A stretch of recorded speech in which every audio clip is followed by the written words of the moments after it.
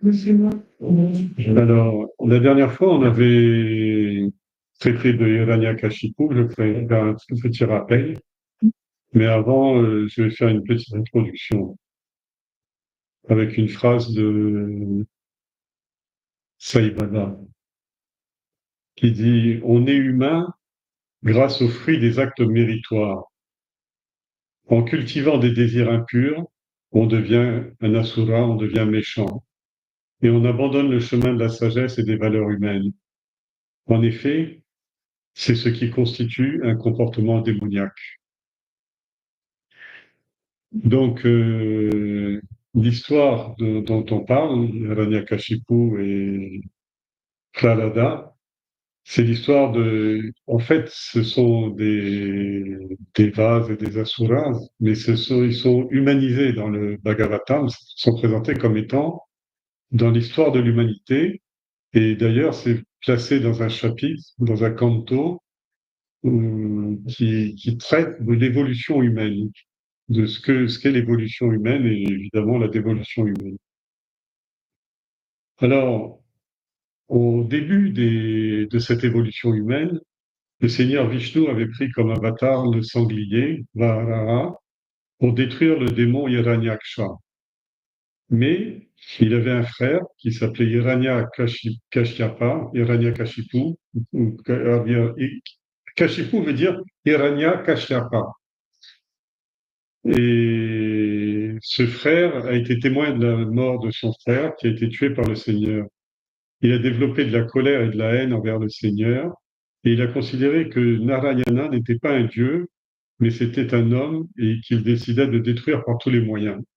D'où euh, sa haine, la haine étant une qualité humaine. Alors on était resté la dernière fois sur les tapas de Hiranyakashipu et je vais juste vous reparler des tapas. En fait, si je retrouve les feuilles, oui, je vais vous reparler des tapas. En fait, dans tout l'hindouisme, on parle beaucoup de tapas. Et tapas, pour parler d'austérité spirituelle ou de l'évolution spirituelle, on parle de tapas. Et tapas veut dire la chaleur et le feu. Et pas seulement la chaleur et le feu qu'il y a dans les astres, qui est le tapas macrocosmique, mais même la chaleur animale qui est dans les êtres, c'est le tapas aussi. Et d'ailleurs, ce tapas est caractérisé comme le feu qui couve, et notamment qui couvre les œufs, ou qui couvre, c'est la chaleur qui est communiquée par la mère aux petits, et à travers par exemple, quand une poule couve ses œufs. Et cette couvaison d'œufs s'appelle tapas aussi en sanskrit. Et c'est pour ça que quand les petits naissent, on dit ils ont une deuxième naissance, c'est des Dwija, ils sont deux fois nés. Et en fait, ils sont nés une fois de la nature et une fois de la chaleur de l'austérité. Et c'est pour ça que les hommes de spiritualité s'appellent aussi des tapaswim, des maîtres du tapas ou des Dwija. Et en fait, tapas veut dire utiliser son prana, son souffle, sa chaleur, son énergie, l'utiliser non pas vers le monde, en la projetant dans le monde, comme le fait Hiranyakashipu, mais en le projetant sur l'intérieur, c'est-à-dire en détruisant l'attachement au monde. OK? Alors, quand on parle de tapas, euh, Hiranyakashipu avait fait des tapas qui étaient immenses. Immenses à tel point que ces tapas étaient assimilés à toute l'énergie et la chaleur du cosmos, et non pas seulement à son énergie propre. Pourquoi? Pour venger son frère, c'est-à-dire que il avait le désir de venger son frère, mais pour ça, il voulait être le prochain souverain et le prochain dirigeant de la Terre et du monde, des trois mondes. Et donc, il fallait que il devienne immortel, puisqu'il devait dominer les trois mondes. On dit que cet tapas était tellement intense, il est parti dans la forêt Mandara, Il avait déjà 3 enfants et il a abandonné sa femme qui était enceinte pour partir faire des austérités dans la forêt. Et comme il pouvait pas faire des austérités à Narayana puisqu'il voulait le tuer, il a dit ben, le vrai Dieu, c'est le créateur du monde matériel, qui s'appelle Brahma. Donc il a prié Brahma et il lui a demandé l'immortalité. Et il aurait dû se méfier parce que Brahma lui a dit, je peux tout te donner, mais je peux pas te donner l'immortalité. Et il a dit, ben, il a mis toutes ces conditions, comme quoi il pouvait pas mourir de jour, de nuit, d'un homme, d'un animal, dans le ciel, sur la terre, etc., etc., etc. Il a mis plein de conditions et il a pensé qu'il était tranquille. Donc il a arrêté ses austérités puisqu'il avait eu le fruit de ses austérités, qui n'était pas seulement d'obtenir ce vœu, hein, mais c'était un immense scientifique, c'est-à-dire qu'il connaissait tout de la vie. Donc il est parti sur le mont Mandara et quand il est revenu, il avait reçu un don, son don, et il croyait avoir trompé Brahma qui lui accordait l'immortalité. Et c'était le plus grand des scientifiques. Il avait exploré la nature, il avait exploré les saisons, il connaissait tout le système solaire. Il avait remarqué un jour que l'axe de la Terre était incliné à 23 degrés, 23,5 degrés. Et grâce à ses pouvoirs psychiques, il a modifié l'inclinaison par curiosité. Et ça a été une destruction à grande échelle qui s'en est suivie. Ce qu'il se demandait, c'est l'inclinaison de l'axe terrestre était le choix de Narayana. Mais lui, il a pensé que c'était mieux que ce soit comme une toupie, que ça roule plus rond que ça. Il voulait réparer ce que Narayana avait mal fait. Et ça a été un chaos. Et ce basculement des pôles, de l'axe des pôles, dans l'histoire géologique de la Terre, ça existe toujours. Et dans les Puranas, c'est expliqué comme ça. Et il avait également un contrôle sur l'orbite du Soleil et sur la Lune. C'est pour ça qu'il se considérait comme étant divin et il pensait que il avait les pouvoirs. Et donc, ce qu'il voulait, lui, c'était transmettre à ses enfants et à sa descendance euh, le fait qu'il n'y avait aucun être imaginaire, imaginaire au sens des hommes, que les hommes ont imaginé, c'est-à-dire les hommes imaginaient Dieu, mais ils ne voulaient pas entendre parler. Et il voulait, euh, il voulait que celui qui a la maîtrise des 5 éléments, des orbites du Soleil et de la Lune, et de la rotation de la Terre devait être le maître incontesté du monde. Il était arrivé à cette conclusion-là. Et c'est pour ça qu'il a commencé à se considérer comme un dieu et forcer tout le monde à l'adorer en chantant Om Namo Hiranyakashyapa Namaha. C'est-à-dire que c'est normal parce que l'autre c'est Om Narayana et lui c'est Hiranya. Hiranya veut dire l'or, c'est-à-dire la richesse matérielle. Bon, après ce petit...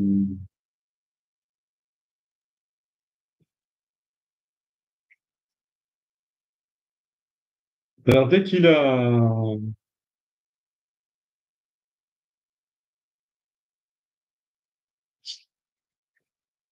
Pardon, une seconde.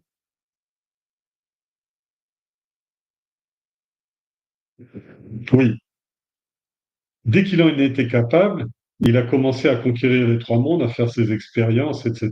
Et il a conquis à la fois le monde des démons, ça c'était pas très difficile, mais le monde des hommes, le monde intermédiaire et le monde des dieux aussi, c'est-à-dire que les dieux étant ceux qui justement sont responsables de l'ordre cosmique. Et quand on dit s'est emparé du cosmos, on avait dit la dernière fois, Varuna, Indra, Kubera, Yama, c'était ses vassaux, c'est-à-dire que il devait répondre à sa volonté et non pas à la volonté divine. Il monta au ciel, tous les serviteurs d'Indra étaient désormais au service d'Hiranyakashipu, c'est-à-dire tout le monde causal était sous sa domination. Et les Asuras étaient vraiment devenus insupportables et tout le monde prétendait être fidèle à Hiranyakashipu, le dictateur, mais en fait tout le monde priait le Seigneur au plus profond de leur cœur. Et ils sont allés trouver Narayana, comme toujours le divin, et n'a pas la force des Asuras. C'est-à-dire que globalement, qu'est-ce que ça veut dire? Ça veut dire que par rapport à nos basses tendances et nos fausses valeurs, notre pugnam a bien peu de piètre figure, a une bien peu de piètre force, a bien peu d'énergie face à l'inertie intérieure. Alors il doit aller demander de l'aide. Il doit aller demander de l'aide au supérieur. Généralement, il commence par les devas, c'est-à-dire il demande de l'aide à Brahma ou il demande de l'aide à... Souvent c'est Brahma ou les dieux, les divinités, etc. Et dans les cas vraiment graves, il va demander de l'aide à Narayana ou à Vishnu, si vous voulez, c'est-à-dire au Dieu absolu. Et le Seigneur les a réconfortés. Je sais pas, je crois qu'on avait lu, non, on n'avait pas lu ce dernier passage. Quand ils sont allés demander de les délivrer de la tyrannie du roi Asura, le Seigneur les a réconfortés, leur a dit, soyez sans crainte, je vais m'occuper de lui. Je connais toutes les souffrances que vous avez dû endurer. La méchanceté d'Hiranyakashipu devient vraiment impardonnable. Il va être le père d'un très bon fils, et ce pécheur va maltraiter son propre fils, qui sera pourtant l'image même de ce qu'est l'amour, l'empathie et toutes les belles qualités qui me sont chères. Quand un tel dévot aura été blessé par l'Asura, alors j'apparaîtrai, et dès lors, malgré toutes les nombreuses protections que Brahma lui a accordées, je vais détruire Hiranyakashipu. Apprenez que celui-là même qui déteste les Devas, insulte les Védas, tue les Brahmanes, les vaches, les sages, le Dharma et moi, n'attend qu'une chose, c'est d'être détruit de mes propres mains. Ce n'est qu'une question de temps, n'ayez plus crainte, plus aucune crainte, son fils va être la cause directe de la mort d'Hiranyakashipu et je vais le tuer. Réconfortés par cette promesse divine, les Devas s'éloignèrent de Narayana. Le fait de savoir que la fin d'Hiranyakashipu était proche et que leur souffrance allait bientôt finir faisait comprendre qu'ils devaient encore se résigner à supporter patiemment leur dose de malheur. Dans leur cœur, il y avait maintenant une lueur d'espoir et cela suffisait à les maintenir vivants en prévision des bons moments qui allaient venir. Globalement, c'est que tout le temps, on tombe sous le matérialisme, l'indifférence, etc. Mais il reste qu'une chose à faire dans ces cas-là, c'est se mettre sous la protection de Dieu et attendre, et attendre ce qui va se passer. Alors, on a terminé l'ascension de Hiranyakashipu, maintenant on va parler de sa chute, et plutôt de l'ascension de son fils, Prahlada. Donc on commence aujourd'hui l'histoire de Prahlada. Ça va nous tenir sur 6 séances parce que c'est un très grand passage du Bhagavatam.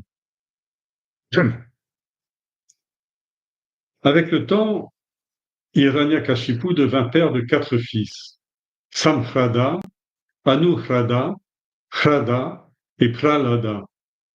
Prahlada était le plus jeune et il était doué des qualités très caractéristiques des Devas. Il honorait les anciens, il aimait les brahmanes, sa conduite était irréprochable, il était honnête, discipliné, il savait garder ses sens sous contrôle, il aimait tous les êtres vivants et il avait bon cœur. Il était l'ami de tous ceux qui souffraient. Il servait les sages comme s'il était leur domestique. Il réconfortait les affligés à la façon dont un père le fait pour son enfant. Il se comportait comme un frère avec ceux qui avaient le même âge que lui, et il n'avait pas d'ego. Il était plein d'humilité. Il était toujours calme et serein. Bref, il n'était en aucune façon le digne fils d'un Asura, et surtout d'un Asura comme Hiranyakashipu, le prince des ténèbres. Alors, on parle d'un enfant de 5 ans. Alors, vous voyez, il y a une chose qui n'est pas du Vedanta, mais qui est de la psychologie, qui est tout le temps dite dans les Puranas. Et c'est l'innocence des enfants. C'est-à-dire que globalement, jusqu'à l'âge dit de raison, c'est-à-dire 5 ans, 7 ans maximum, alors l'enfant est protégé par les devas, c'est-à-dire qu'il a une protection divine naturelle. Et on va le voir dans ce récit-là. Et après, quand il atteint l'âge de raison, raisonner, ça veut dire quoi? C'est-à-dire utiliser buddhi. Buddhi veut dire, il faut déjà avoir la notion de bien ou de mal pour choisir le bien ou le mal. Et alors, on dit que dès la plus tendre enfance, si on inculque des principes sattviques à un enfant, il ne les oubliera jamais. Même s'il vire mal, il ne les oubliera jamais. Et si on inculque des notions tamasiques à un enfant, il va rester tamasique, même s'il a des élans spirituels ou sattviques au cours de sa vie. Et alors, ces qualités sattviques sont des qualités de maturité. Il a 5 ans, mais vous voyez la maturité. Conduite irréprochable, honore les anciens et les brahmanes, honnête et discipliné, l'essence contrôlée, les organes d'essence contrôlés, aimer, amour, empathie envers tous les êtres vivants, avoir un cœur généreux, sentir de l'amitié pour tous ceux qui souffrent, servir les sages comme s'il était de leurs domestiques, réconforter les affligés à la façon dont un papa le fait pour son enfant. On parle de l'enfant là, hein. Il se comportait comme un frère avec tous ceux qui avaient le même âge que lui. Il était plein d'humilité, il était toujours calme et serein. Alors on voit ces enfants-là. Moi j'ai eu l'occasion de voir des petits-enfants. Je me rappelais même un petit garçon de 3 ans. Je me rappelle, je le voyais assez souvent, je ne connaissais pas ses parents, je n'avais jamais parlé ni aux parents ni à l'enfant. Mais cet enfant-là, je le voyais souvent le week-end et c'était véritablement un ange. Il est mort à 3 ans et demi. Mais il était vraiment dans une aura satouique, un rayonnement satouique qui était vraiment très beau à voir. C'est de la même façon, quand j'ai été dans l'Himalaya, il y avait le fils d'une dévote de Swami Chinmayananda qui avait fait le cours pour devenir brahmacharini et qui ensuite s'est mariée, elle a laissé tomber, elle s'est mariée et elle avait ce petit enfant qui s'appelait Bhaskar. Et il était vraiment, il parlait plusieurs langues, etc. Il avait 5 ans. Il parlait plusieurs langues couramment et c'était un camp spirituel de 45 jours. C'était sur toute la Bhagavad Gita. Pendant 45 jours, cet enfant est resté dans le camp. Et tous les jours, il allait voir Swami Chinanda et il allait il passait de dortoir en dortoir. Il y avait 400 délégués, hein, 450 délégués. Il passait de dortoir en dortoir et sa passion, c'était d'avoir des discussions philosophiques avec tous les gens qui étaient là, qui étaient des chercheurs en astronomie, qui étaient des commandants de gendarmerie, enfin des adultes très adultes, et ils discutaient d'égal à égal avec tout le monde. C'était incroyable à voir. Bref, alors, pour situer, c'est pas raconté dans l'histoire, mais les 3 premiers enfants, ça va être raconté un peu plus tard. Mais les 3 premiers enfants, il les avait eus et éduqués lui-même, les 3 premiers.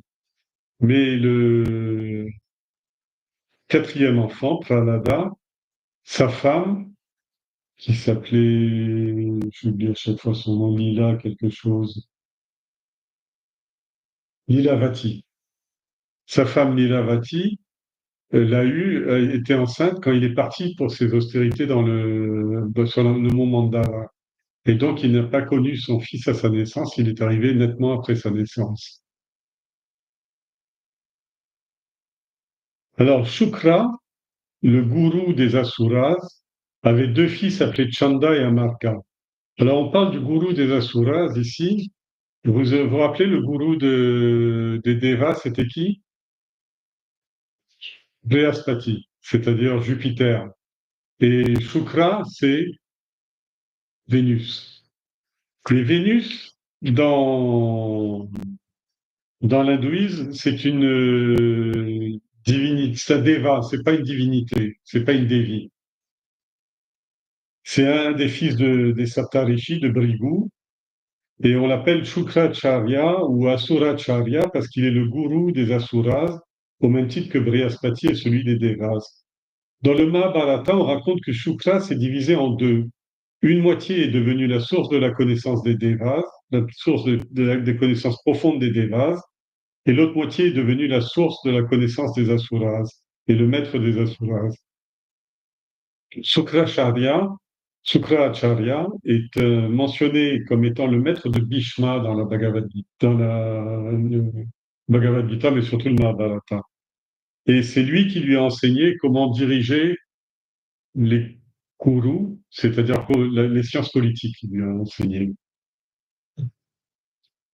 Dans les Puranas, on raconte qu'il avait reçu de Shiva le don de Sanjeevi, Vidya, parce qu'il avait effectué des tapas qui avaient apaisé la colère de Shiva quand il avait perdu son épouse et qu'il avait dansé le Tandava.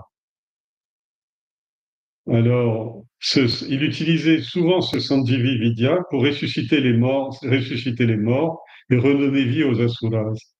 Plus tard, cette connaissance a été aussi acquise par les Devas. Dans le Bhagavatam, un peu plus tard, on reverra ce Shukra qui fait face à Vishnu, parce que c'était le maître de Mahabali. Enfin, on va passer là-dessus. Et le côté féminin de Shukra est donné uniquement dans les Jyotisha, c'est-à-dire l'astronomie. On insiste sur le côté féminin, mais dans tout le reste de l'hindouisme, on parle de Shukra comme étant un rishi masculin. Shukra, le gourou des Asuras, avait deux fils, qui s'appelaient Chanda et Anarka. Hiranyakashipu les choisit pour enseigner à son fils les règles de conduite que doivent suivre les êtres des ténèbres. Pourquoi il a choisi lui? Parce que les autres, il avait enseigné directement. Les trois premiers, c'est lui qui les a enseignés. Mais Prahlada, il les a fait enseigner par les enfants de Chanda et Anarka. C'est important pour la suite du récit parce que Chanda et Anarka vont lui enseigner toutes les sciences naturelles qu'ils ont appris de Shukra, c'est les enfants de Vénus. Donc ils savent toute la connaissance ésotérique, mais il va accepter tout, mais en tant que d'un point de vue de Deva et non pas en point de vue d'Asura. C'est-à-dire qu'il va utiliser la même connaissance magique ou ésotérique ou spirituelle, comme vous voulez, mais il va l'utiliser dans une toute autre direction dans la suite du récit.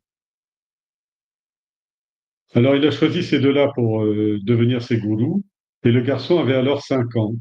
D'autres enfants étaient aussi placés sous la tutelle des gourous en même temps que lui. Prahlada entendait les leçons qu'il lui enseignait, et il les répétait pour faire plaisir au gourou. Mais dans son cœur, il ne les approuvait pas, c'est-à-dire il n'approuvait pas l'orientation qui était donnée. Un jour, Hiranyakashipu prit son fils sur ses genoux et lui dit, il adore le prendre sur ses genoux. Vous verrez la suite du récit. Le prit sur ses genoux et lui dit, mon enfant, cela fait déjà un certain temps que tu apprends des choses de tes gourous. Dis-moi, selon toi, quelle est la meilleure chose au monde? Prahlada lui dit, Monseigneur, j'ai remarqué, lui, il l'appelle pas papa, il l'appelle Monseigneur. J'ai remarqué que les gens sont toujours englués dans la toile d'araignée du chagrin. Et je pense que c'est du fait de leur illusion. Et que celle-ci est causée par deux choses, le jeu et le mien. Alors, dans sanskrit, l'ego s'appelle ahamkara, aham ou ahamkarta, aham bhokta. Je suis celui qui fait, celui qui agit, et je suis celui qui en profite, c'est-à-dire qui amasse du plaisir et du bonheur à partir de mes actions. Alors, aham et mama, c'est un résumé de ça. Vous pouvez dire aham mama ou aham karta aham bhokta, ou alors euh, euh, l'acteur est le bénéficiaire de l'action. C'est-à-dire qu'il y a toujours cette dualité, à la fois penser qu'on est l'auteur de l'action et penser qu'on est celui qui doit profiter de ses actions, c'est-à-dire qu'on a justement mérité son plaisir. Shankara va beaucoup, beaucoup insister par la suite là-dessus. Et c'est cette notion d'individualité et la faute. Parce que Aham n'est pas du tout l'ego. L'ego, c'est Aham, Karta, Aham, Bhokta. C'est-à-dire que en sanskrit, Aham est considéré comme étant Aham est l'égal et Atma, et quand c'est réflexe, on dit Atman. C'est-à-dire que le jeu est innocent jusqu'à un certain point, tant qu'il n'est pas associé à la notion d'être l'auteur de l'action et d'être le bénéficiaire de son action, mais quand il est utilisé de façon réflexe, c'est-à-dire en tant qu'objet de contemplation, et en ayant perdu la notion de l'appropriation, de l'individualité, en oubliant qu'on est un individu, on arrive de Aham, on devient Atman.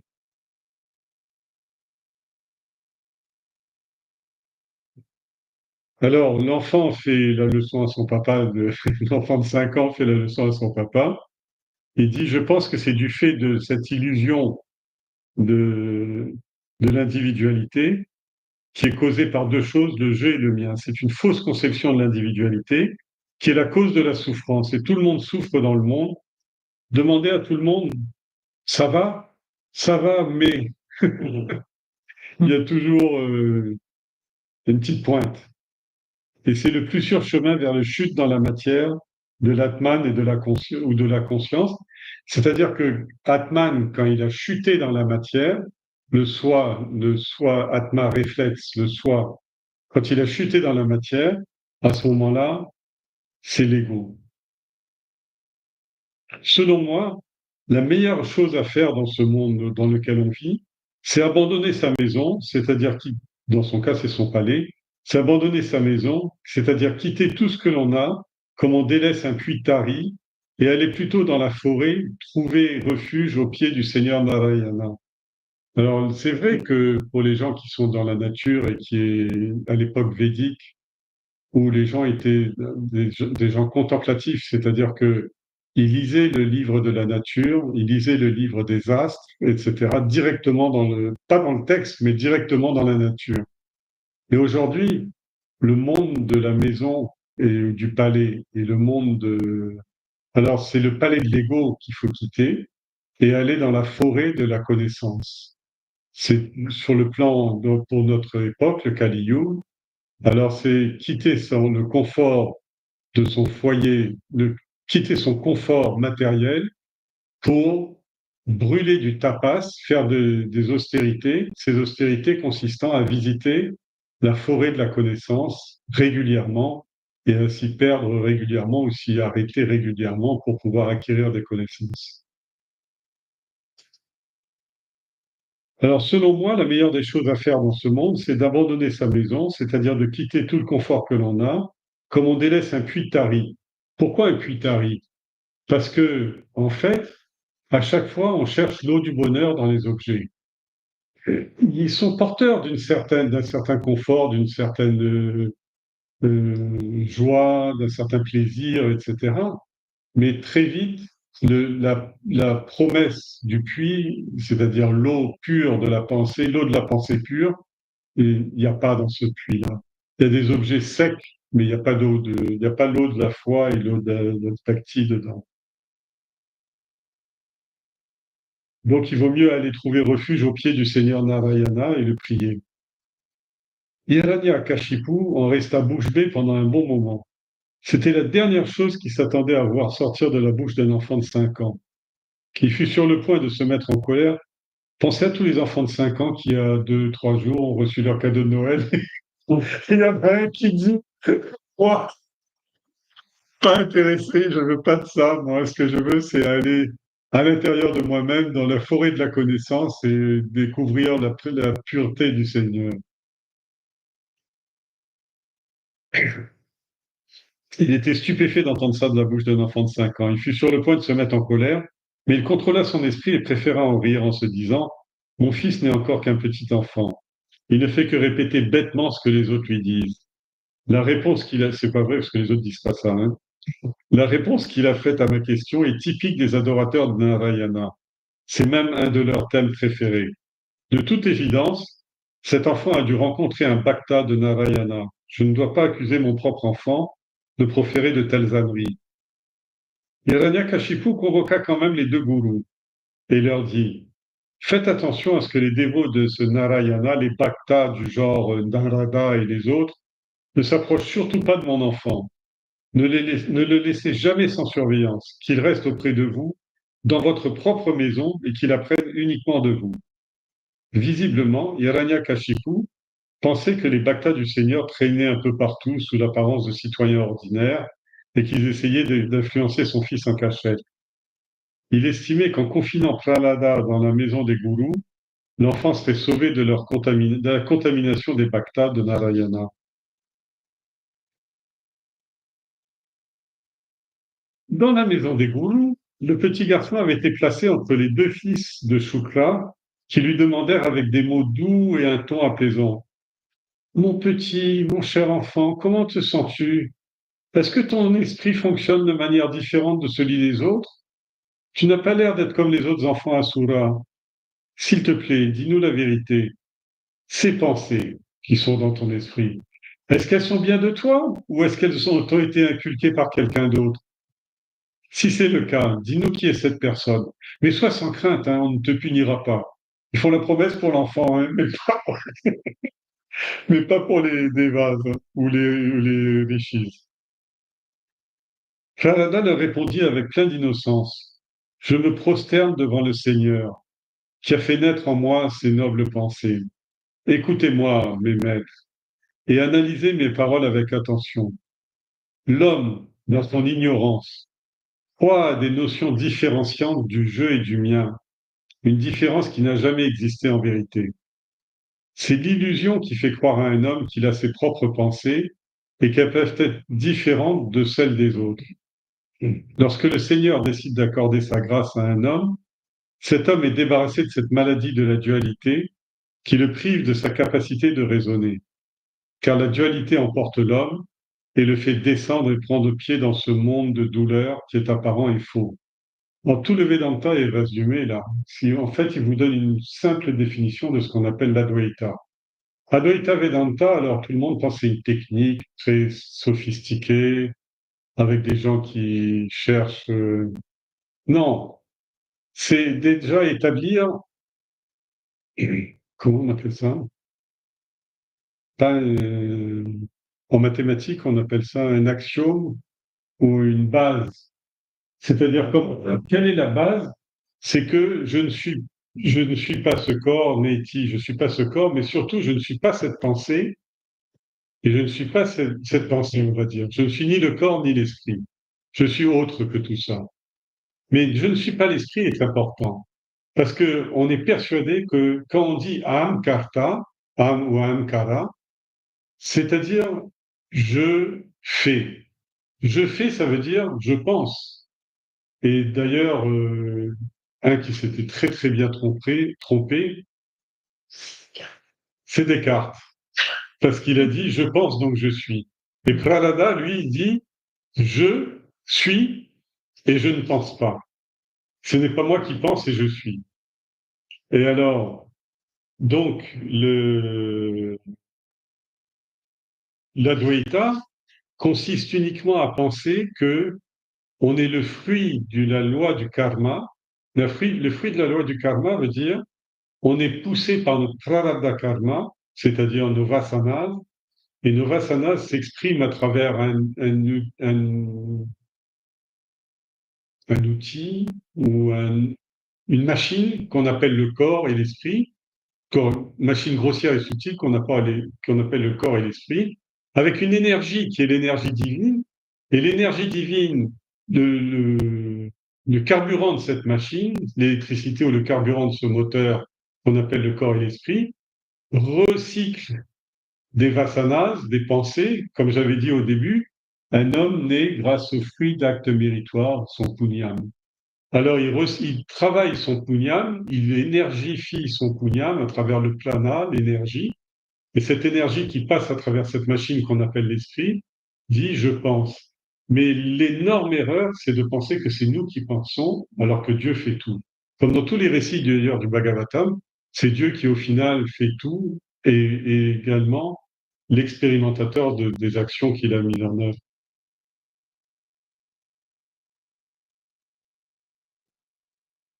Alors,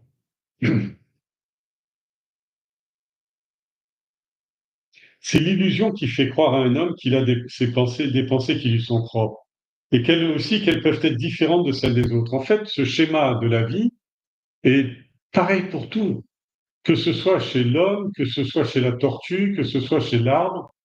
L'arbre évite L'ombre va chercher la lumière pour la photosynthèse, la vache broute le pré là où il est vert, etc. C'est-à-dire que c'est la même machine qui va chercher de l'énergie à travers des nutriments. Ces énergies sont transformées en pensées subtiles, c'est-à-dire sont transformées par un mécanisme incroyable qu'on est bien capable de penser, de concevoir. C'est-à-dire, on mange du riz et ça devient des pensées. Mais ce miracle-là, on n'est pas capable de le faire, mais le Seigneur est capable de le faire. Ramar Panam Brahma Hadir. Alors, l'homme, dans sa folie, il pense qu'il a ses propres pensées et qu'elles sont différentes de celles de tous les autres. Il n'y a que moi qui suis intelligent. Les autres là, c'est une bande d'imbéciles, ils ne savent pas ce qu'ils font. Lorsque le Seigneur décide d'accorder sa grâce à un homme, cet homme est débarrassé de cette maladie qu'on appelle la dualité et qui le prive de la capacité de raisonner. Parce que si vous raisonnez à partir de l'ego, c'est-à-dire si vous raisonnez tout seul, c'est pour ça que quand, par exemple quelqu'un suit une sadhana, à chaque fois, je me rappelle, chaque fois que je voyais Swami Chinmanda, à chaque fois je l'entendais murmurer et Krishna, Jai Krishna. Alors dedans, il y a l'invocation tout le temps du nom du Seigneur qui arrive et qui donne le plus, c'est-à-dire que ce qui est fait, c'est fait au nom de Dharma. Mais s'il pense par lui-même, c'est-à-dire que s'il est le tenant et l'aboutissant, c'est pas difficile de ne pas être le tenant et l'aboutissant de ses pensées. Il suffit de dire, je fais en ton nom, c'est tout. Et après, on pense normalement dans la dualité.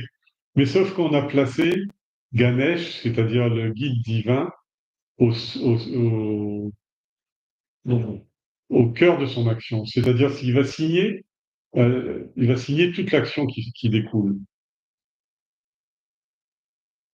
Les hommes sans sagesse pensent que le Seigneur et l'homme sont des entités différentes et séparées. Et même de très grands Vedantines ont pataugé dans ces sables mouvants de l'ignorance. Mais heureusement, dans mon cas, le Seigneur en personne, celui qui se situe bien au-delà de toute la dualité, a mis ses bonnes pensées dans mon esprit. Personne d'autre ne l'a fait que lui. C'est un bout de fer, comme un bout de fer est irrévocablement attiré vers un aimant, mon esprit est automatiquement attiré vers lui. Parce que depuis l'enfance, le Seigneur est un pivot autour duquel toutes mes pensées tournent sans cesse, comme la boussole. Je ne sais pas quelles sont les bonnes actions que j'ai bien pu accomplir au cours de mes naissances précédentes pour avoir la chance d'avoir aujourd'hui une pareille soif de Seigneur et une pareille soif de Narayana. Ce coup-là, c'en était un peu trop, et les gourous se sont mis en colère pour de bon. L'un d'eux a dit qu'on m'amène tout de suite un bâton pour battre ce petit impertinent. Il ne fait qu'attirer sur nous la honte et le discrédit. Il a un mauvais fond. Il est comme le feu qui est en train de prendre dans une poutre de bambou et qui finira par brûler la maison tout entière. La seule façon de le ramener sur le bon chemin, c'est la punition. Dans notre forêt de bois de santal, ce garçon est la seule exception. C'est une sorte d'essence d'arbre extraterrestre.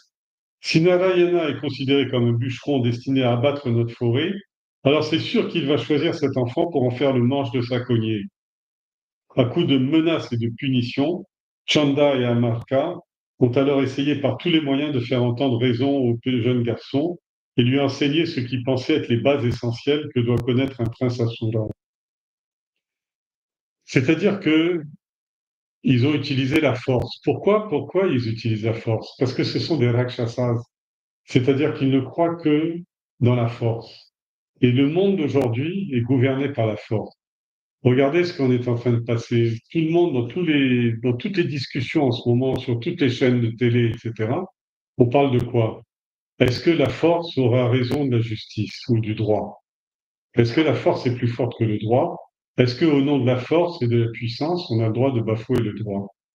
Et de plus en plus, les voix qui parlent de droit s'éteignent ou s'essoufflent ou s'atténuent, et celles qui parlent de la force s'augmentent. Pourquoi est-ce que celles qui parlent du droit s'atténuent, d'après vous? On est dans quel yoga, c'est normal. Non, mais pourquoi est-ce qu'ils n'arrivent pas à s'imposer? Parce que le droit dont ils parlent n'est pas le droit divin. C'est-à-dire que le droit dont ils parlent, c'est le droit des hommes. Et quand il voit le droit divin, il pense au droit des dictateurs divins. Mais il ne pense pas au droit divin, c'est-à-dire ce qu'on appelle dharma. Et regardez, les seules sociétés qui sont à peu près paisibles dans le monde, c'est celles qui sont basées, paisibles relativement, hein, très relativement, et c'est celles qui sont basées sur la notion de dharma, c'est-à-dire l'Orient. Parce que dharma n'est pas le dharma de mon Dieu, de son Dieu, de ton Dieu, de leur Dieu, etc., ou des miens et tout ça. Mama, parce que ces dieux-là, ces dieux de violence, sont des dieux qui sont aham, je suis le dévot, mama de mon Dieu. C'est-à-dire ces gens qui appliquent l'ego au divin, ils sont pas dans dharma. Dharma se suffit à lui-même, c'est la loi de Dieu et non pas la loi des hommes. D'ailleurs, dans la Bible, il dit, je suis le fils du Père et je combats le prince, comment? Le prince du monde, ou un truc, je ne me rappelle plus l'expression, le roi du monde contre le prince du monde, c'est-à-dire celui qui gouverne la totalité du monde, mais les prédicateurs ne sont que des princes du monde, c'est-à-dire ils parlent du roi, mais ils ne sont pas le roi. Alors, donc ils choisissent la force et la violence pour lui enseigner. Un certain temps est passé, et les gourous, comme l'enfant ne se battait plus, pensaient avoir inculqué à l'enfant les lois de la peur et de la soumission, et que par conséquent, il avait appris, même si c'était le minimum, tout ce qu'il lui avait enseigné. C'est-à-dire que globalement, ils ont là aussi confondu. Il y a les sciences matérielles et les sciences spirituelles. C'est-à-dire qu'ils étaient très très forts, c'était les plus grands savants après Hiranyakashipu. Les enfants de Shukra étaient les plus grands scientifiques de l'époque. Donc ils connaissaient toutes les lois de la Terre, les lois du cosmos, les lois des cinq éléments, etc., etc. Mais ils avaient inculqué tout leur savoir à l'enfant un coup de fouette, comme on dit à la Réunion. Donc ils lui ont inculqué tout et ils pensaient qu'ils avaient inculqué les lois, avec les lois de la peur et de la soumission. Ils étaient à mesure de le présenter à nouveau à leur père avec beaucoup plus de savoir. Aussi, ils amenèrent le jeune Prada en présence de Hiranyakashipu.